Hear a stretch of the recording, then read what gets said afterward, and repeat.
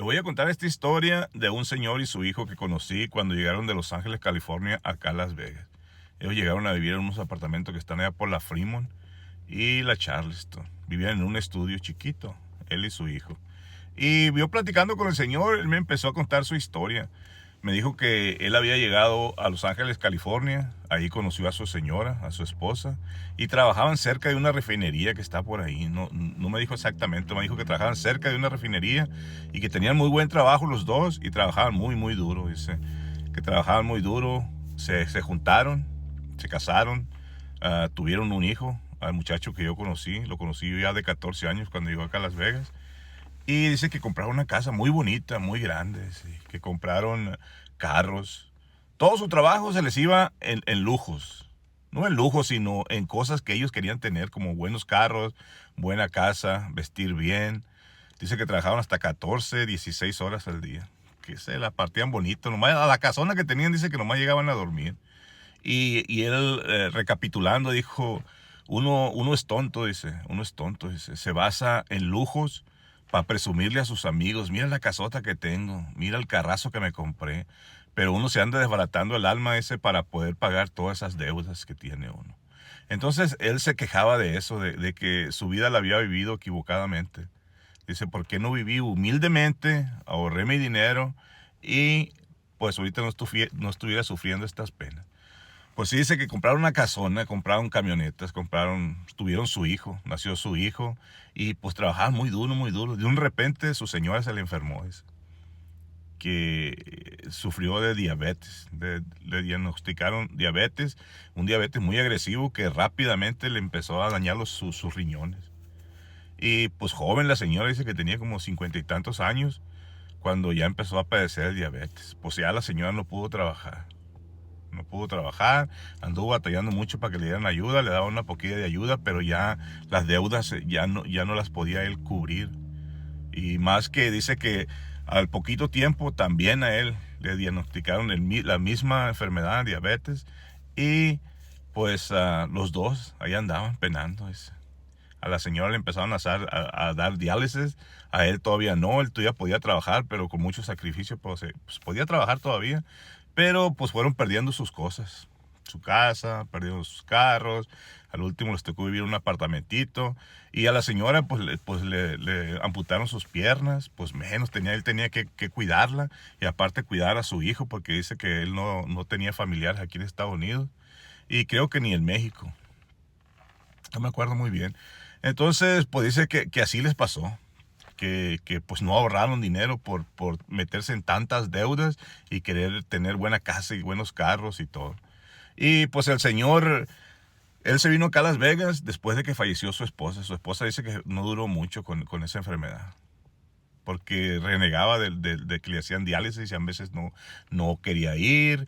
Y pues dice que de repente se empezó a hinchar la señora hasta que pues la llevaron al hospital, pero pues ya no la pudieron salvar, que le pegaron varios infartos y ahí quedó. Y él pues como ya no podía estar allá, la vida en Los Ángeles es muy cara, la renta es muy cara, y pues él se vino para acá con su hijo a Las Vegas, y acá nos rentó un estudio a nosotros, y ahí vivía. A su hijo, por el fallecimiento de su mamá, le daban ayuda del Seguro Social porque él era nacido aquí. Entonces, no me acuerdo si le daban 700 o $800. Entonces, pues ya con eso, pues cubrían los gastos del estudio y poquito que le daban a él también, porque también creo que ya lo habían deshabilitado también a él. Y pues ahí se la llevaban en el estudio. Entonces, el señor le hacían diálisis 2 veces por semana le hacían diálisis. Y a veces me ponía a platicar con él y se soltaba llorando, porque decía que si a él les pasaba algo, ¿qué iba a hacer de su hijo? ¿Quién se lo iba a cuidar? ¿Quién se iba a hacer cargo de él? Porque no tenía familiares, no tenían ni de la señora ni de él. No sé cómo habrá pasado eso, pero me decía que él no tenía familiares, no tenía nadie que se hiciera cargo de su niño de 14 años. Y sufría mucho por eso. Cada vez que lo miraba me decía, ¿quién va a cuidar a mi hijo? ¿Quién se va a hacer cargo de él? Porque yo ya no aguanto.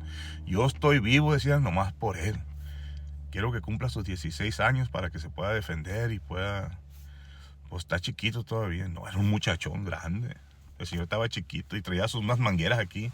No sé si no me acuerdo si era al lado izquierdo en el brazo, traía como unos pivotes ahí donde lo conectaban para hacerle el diálisis.